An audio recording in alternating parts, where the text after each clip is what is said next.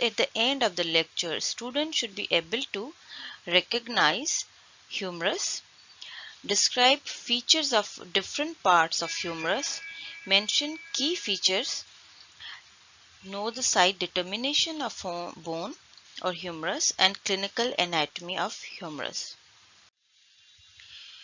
Humerus osteology. The humerus is the longest and largest bone of upper extremity. As a normal typical bone, it has a shaft and two ends, upper end and lower end. Humerus articulates with scapula at its upper end to form shoulder joint, and it articulates with at the lower end with the radius and ulna. This is radius laterally and medially is ulna to form elbow joint. First we will discuss upper end. In the upper end, head, which is rounded, as you can see this is a rounded head, directed medially, as you can see it is directed medially, upward, it is upward, and backward, as you can see this is slightly towards the back side. Articulates with the glenoid cavity, this is the glenoid cavity of scapula to form shoulder joint.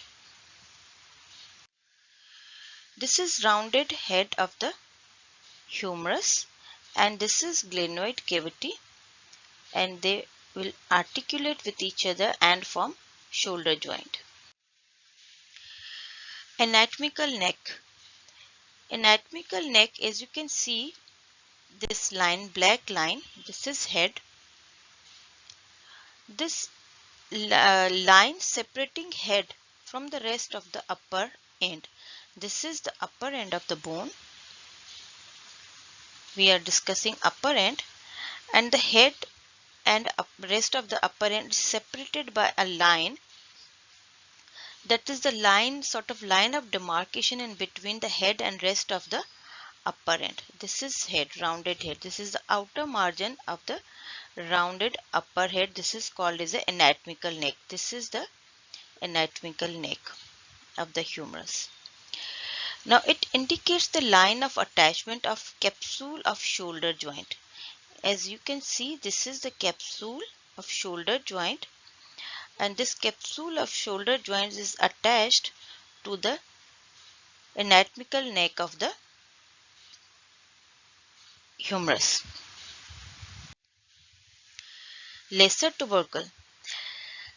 Present is an elevation on the anterior aspect of upper end. This is the upper end and this is anterior aspect, and this is the lesser tubercle towards the medial side.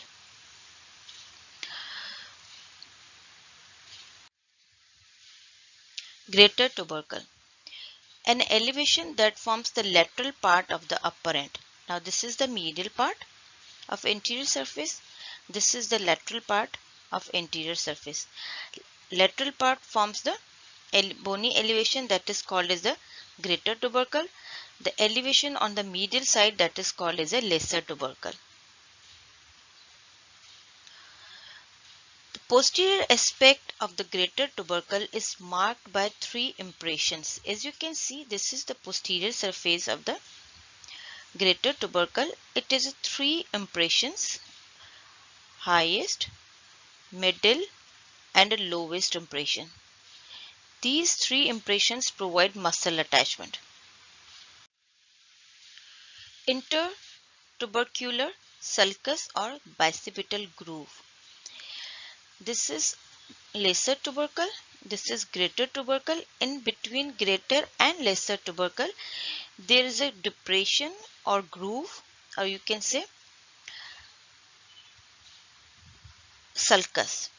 So this is called as an intertubercular sulcus. In between two tubercles, there is a gap or there is a groove or depression or a sulcus that is called as an intertubercular sulcus, which separates greater tubercle from the lesser tubercle.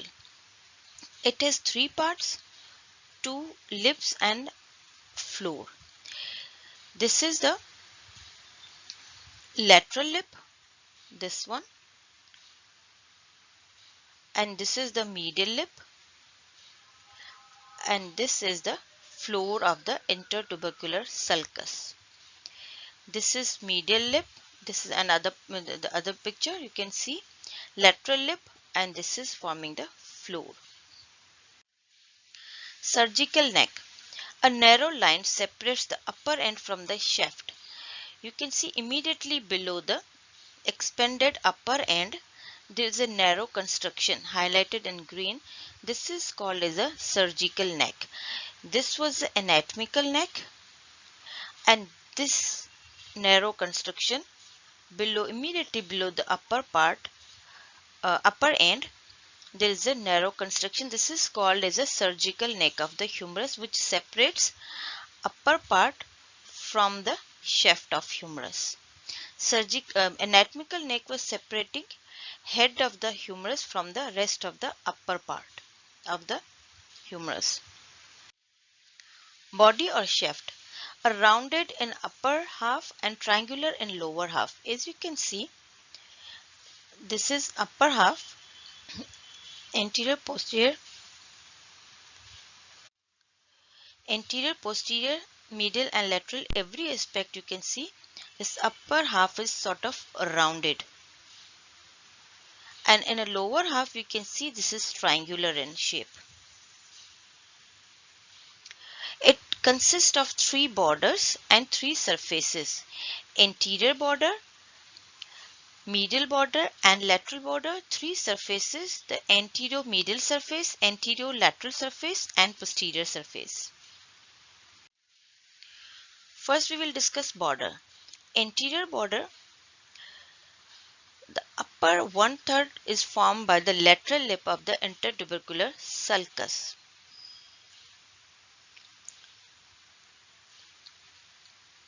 You can see this is the lateral lip of intertubercular sulcus.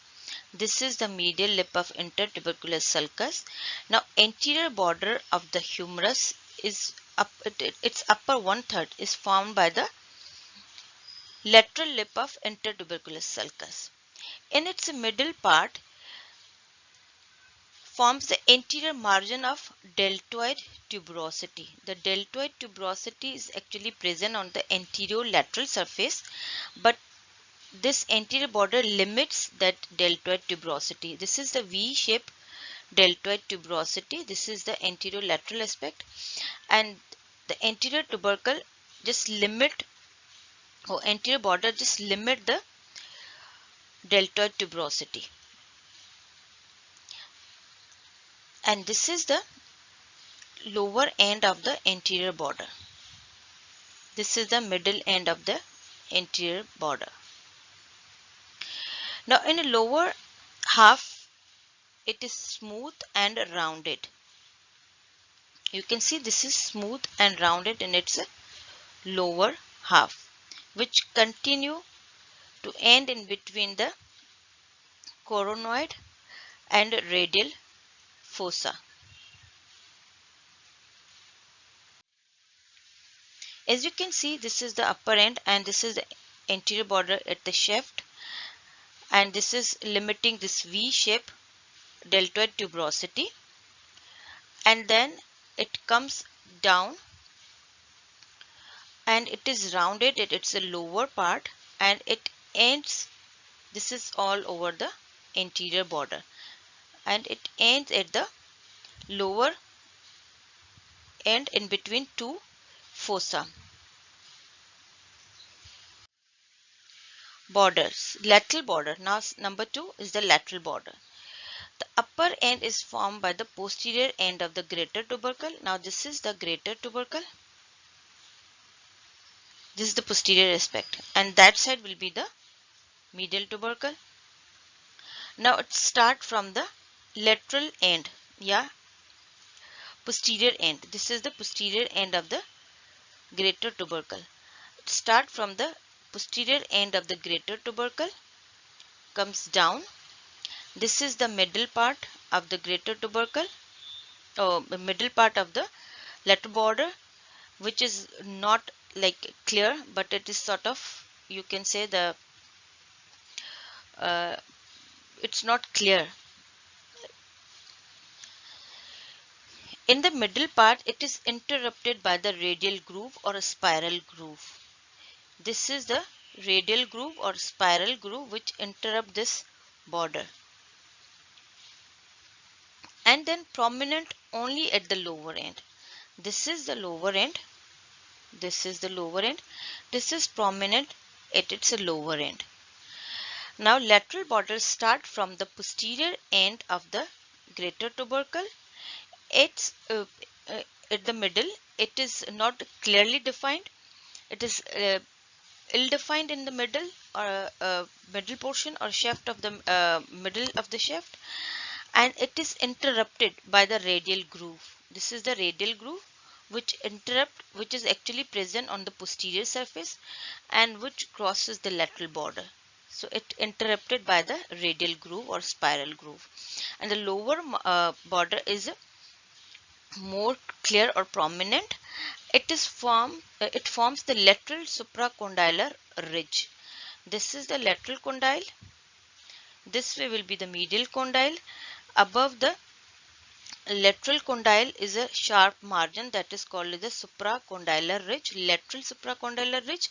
Here will be the medial supracondylar ridge. So lateral supracondylar ridge is formed by the lateral border. So again I repeat, the lateral border start from the posterior end of the greater tubercle. At the shaft it is ill-defined and it is interrupted by the radial groove. At its lower end it is more prominent and formed by the supracondylar ridge. Medial border. Upper part forms the medial lip of the intertubercular sulcus. Now this is the lateral border which forms the upper part of the anterior border. This is the medial lip of intertubercular sulcus that forms the upper part of the medial border. Now it continues below with the medial supracondylar ridge. This is the middle part of the lateral border or medial border, and this is the medial condyle, and this is the medial supracondylar ridge.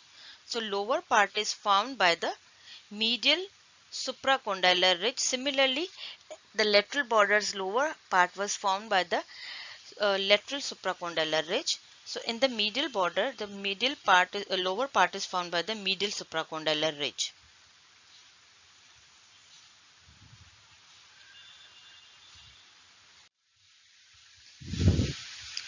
Surfaces. Now anterior lateral surface lies between the anterior and lateral border. Now, you can see this is the greater tubercle. This is the greater tubercle, and this is the lesser tubercle. This is the intertubercular sulcus. This is the lateral border which forms the upper part of the anterior border. Now this is the anterior border,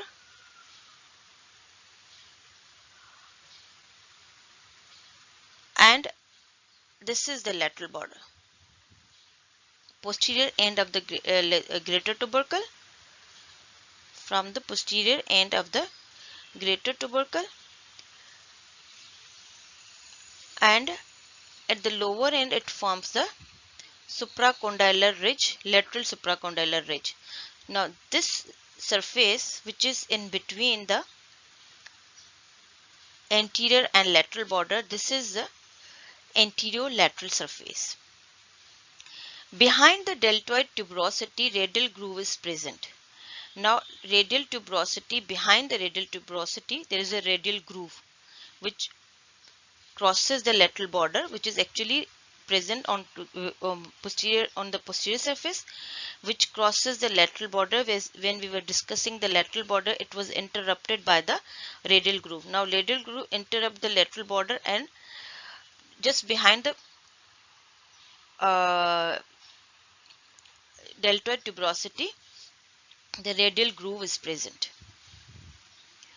Upper half is marked by the V-shaped radial tuberosity. This is the V-shaped radial tuberosity.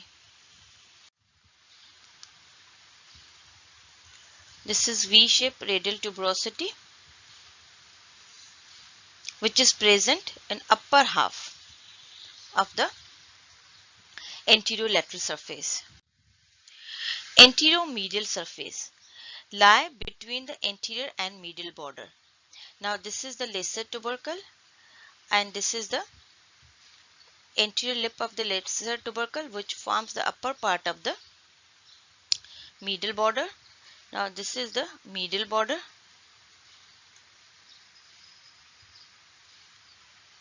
This is the lateral lip of the intertubercular sulcus and this is the anterior border. Now this surface in between the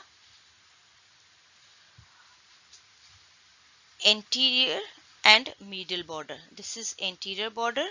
This is medial border. The surface in between anterior and medial border is the anterior medial surface.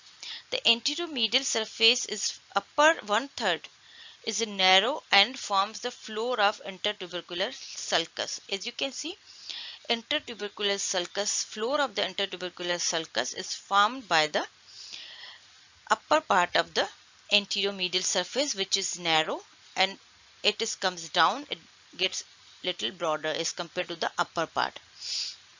Now nutrient foramen is present on this surface. As you can see, highlighted in a red circle, this is nutrient foramen, which is directed downward. That means the growing end of the humerus is upper end. The nutrient foramen is always directed opposite to the growing end of the bone. Posterior surface lie between medial and lateral border. This is the medial border. This is the lateral border. In between the medial and lateral border, this surface is the posterior surface. As we already discussed, the medial border starts from the medial lip of the intertubercular sulcus anteriorly, and then it comes down and it forms the upper part of the medial supracondylar ridge. And the lateral border is formed by the posterior. This is the greater tubercle. Posterior end of the greater tubercle, it comes down and it forms the lateral supracondylar ridge. So this is medial and this is lateral border. In between medial and lateral border, there is a surface that is called as a posterior surface. So middle 1/3 is crossed by the radial groove. As we already discussed, this highlighted in a red rectangle, this is the radial groove. So I already discussed, radial groove is present in the posterior part, which crosses the posterior surface, and across the lateral border it comes little anteriorly. So lateral border was interrupted by the radial groove, and at the anterior lateral surface, just posterior to the deltoid tuberosity, it ends on the anterior lateral surface. Now it will be more easier to make you understand like that. Suppose this humerus is a triangular, roughly triangular. This is the anterior border, and this is the medial border, and this is the lateral border. Now this is the anterior medial surface, this is the anterior lateral surface, and this is the posterior surface. Now anterior border starts from the lateral lip of the intertubercular sulcus, and it ends in between the lower part and between two fossa, ridge in between two fossa. Now the medial border starts from the medial lip of the intertubercular sulcus, and it's from the lower part or ends at the medial supracondylar ridge. The lateral border starts from the posterior end of the greater tubercle. It's a middle part, it is ill defined, and it's a lower part, it's a more prominent, and forms the a lateral supracondylar ridge. And this is the anterior lateral surface, this is anterior medial surface, this is the posterior surface. The posterior surface is marked by the radial groove. The anterior lateral surface is marked by the V-shaped deltoid tuberosity, whereas the anterior medial surface is marked by the nutrient foramen. Lower end. Lower end forms condyles like medial condyle, and this is not actually medial condyle, this is medial condyle, this is medial condyle, and this is the lateral condyle. This is anterior aspect and this is the posterior aspect of the lower end. So medial condyle and lateral condyles, which is expanded from side, from side to side. A lower end, you can see from side to side it is expanded. It has a articular and a non-articular parts. Like capitulum is the articular part, and this trochlea is a articular part. Lateral condyle and medial condyle are non-articular parts, whereas these fossa are non-articular parts. On the posterior aspect, this is the capitulum, superior, anterior and inferior surface. This is the posterior surface of the capitulum.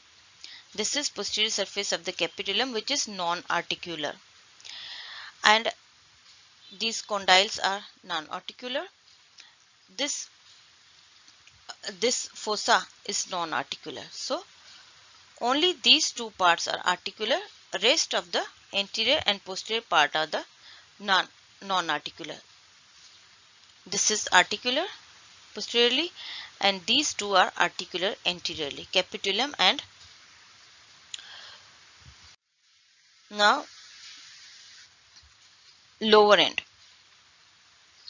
The trochlea is a pulley shaped surface, articulates with the trochlear notch of ulna. This is trochlea, pulley shaped trochlea, present on the medial side of the lower end. This is trochlea, which articulates with the trochlear notch of the ulna. So medially, ulna will articulate at the trochlea. Medial epicondyle. Medial epicondyle is a prominent bony projection on the medial side of the lower end. This is medial epicondyle, which is a bony projection which is present onto the medial side. This is the medial supracondylar ridge. Lateral epicondyle, smaller than the medial one. It is anterior lateral part. It has muscular impression. This is the lateral epicondyle as compared to the medial. It is smaller. It is a muscular impression. Lateral supracondylar ridge. Superior to that, this is the lateral supracondylar ridge, which forms the lateral border, formed by the lateral border. Medial supracondylar ridge is a sharp medial margin just above the lower end, and the lateral. This is the lateral supracondylar ridge above the lateral condyle, and this is the medial supracondylar ridge above the medial condyle, epicondyle. Coronoid fossa and radial fossa. Now the coronoid fossa. This is the coronoid fossa. This is the radial fossa. Now depression above the anterior aspect of trochlea. This is the trochlea.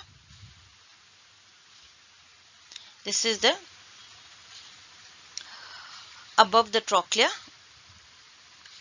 on the anterior surface. Above the trochlea on the anterior surface of the lower end, there is a depression that is called as a coronoid fossa. Accommodates the coronoid process of the ulna. When elbow is flexed, this is the trochlear notch, this picture above, and this is the Olkernen process, and this is the coronoid process. This coronoid process fits in the coronoid fossa when arm is flexed, and this trochlear notch occupies this trochlea.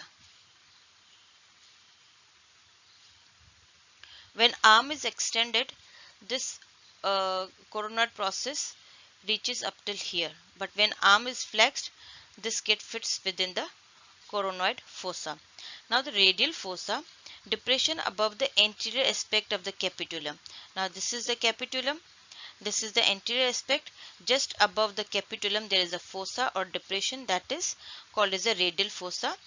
It accommodates the head of the radius when elbow is flexed. So radial head of the radius, when it is extended, it normally reaches up till here, but when it is flexed, it comes forward and gets fit within the radial fossa. This is the head of the radius in picture above. Now Olkernen fossa, this is the Olkernen process. This is the Olkernen process of the ulna, and this is the Olkernen fossa of the humerus on the posterior aspect. Now this part of the Olkernen process fits within the Olkernen fossa when arm is extended. Lie just above the posterior aspect of the trochlea. This is the trochlea. This is the posterior surface of the humerus. Just above the trochlea there is a depression that is called as a Olkernen fossa. Accommodates the Olkernen process of ulna when elbow is extended.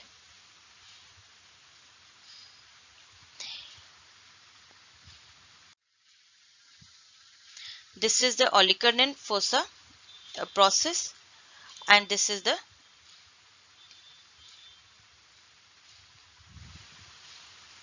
when arm is flexed, it fits within the fossa, and arm is extended, then Olkernen process fits within the Olkernen fossa.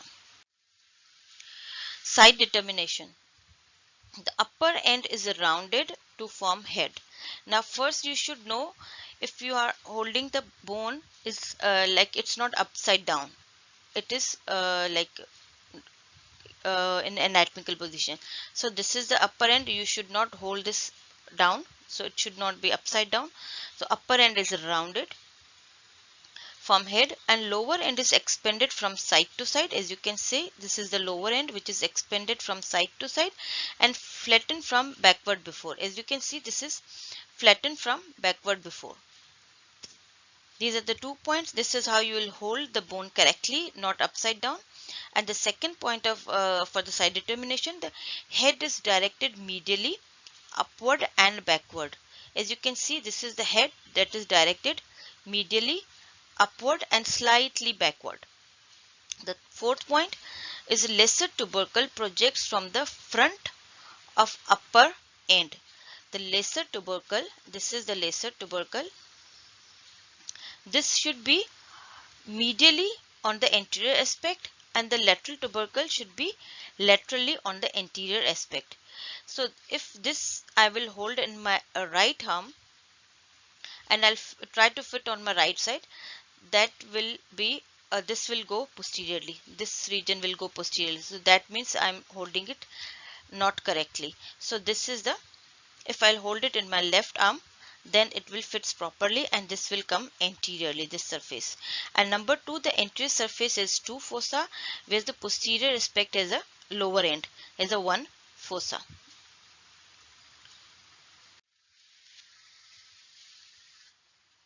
This is the anterior lateral lip of the intertubercular sulcus. This is the anterior border.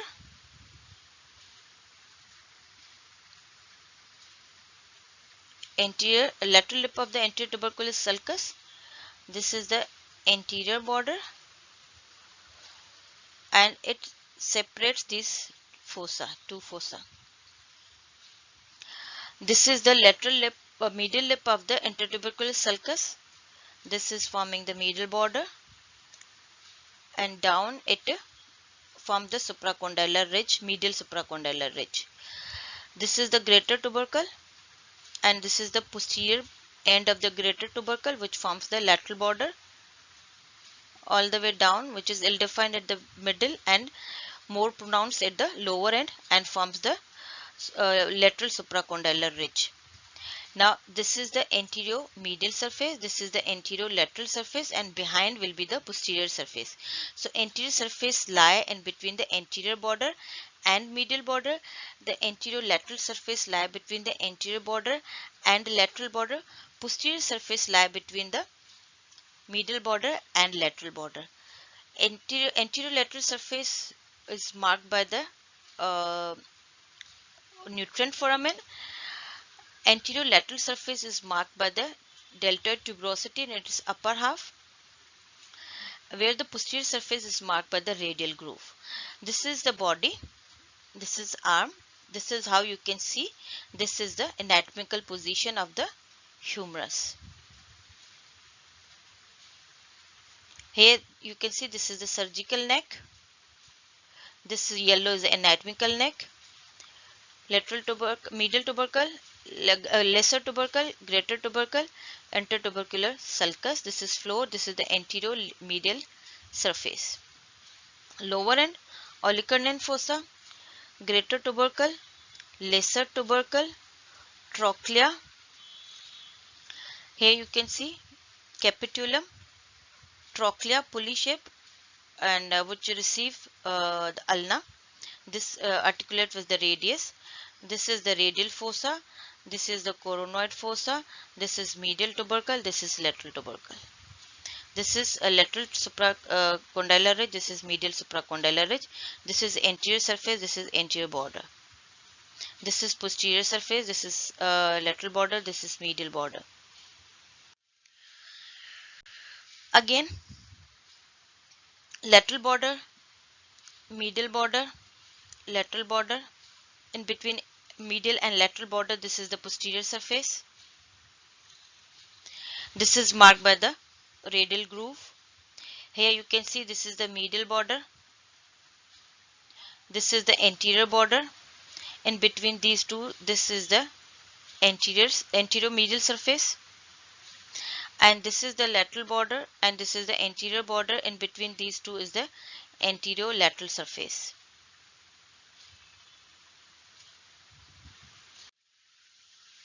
Clinical anatomy. Arteries and nerves liable to damage at four sides of the fracture in the humerus. In the humerus, there are four common sites for the fracture. Number one is the fracture at the surgical neck. This is the surgical neck, as we already discussed, which divides the upper end from the shaft. So surgical neck, when the fracture of surgical neck occurs, the potential damage of the axillary nerve and posterior circumflex humeral artery, they both wind around the surgical neck. If the fracture occurs, these both can get damaged. Then midshaft fracture. If the midshaft fracture occurs, the potential damage to the radial nerve and profunda brachia artery, they goes posterior to the midshaft. When the fracture of the medial epicondyle occurs, potential damage to the ulnar nerve and the ulnar collateral artery, they both passes posterior to the medial epicondyle. Fourth is the supracondylar fracture. This is the lateral condyle, this is the medial condyle, this is the supracondylar part. If the supracondylar fracture occurs, which is most common in children because this part is weaker and thinner in the children. So potential damage to the brachial artery and median nerve occurs because they cross anteriorly to this supracondylar part. So most common site for the fracture in humerus are the fracture at the surgical neck, midshaft fracture, supracondylar fracture, and fracture of the medial epicondyle. So they are related to the different nerves and arteries. They can get damaged if the particular fracture occurs. References are BD Churasia and Google.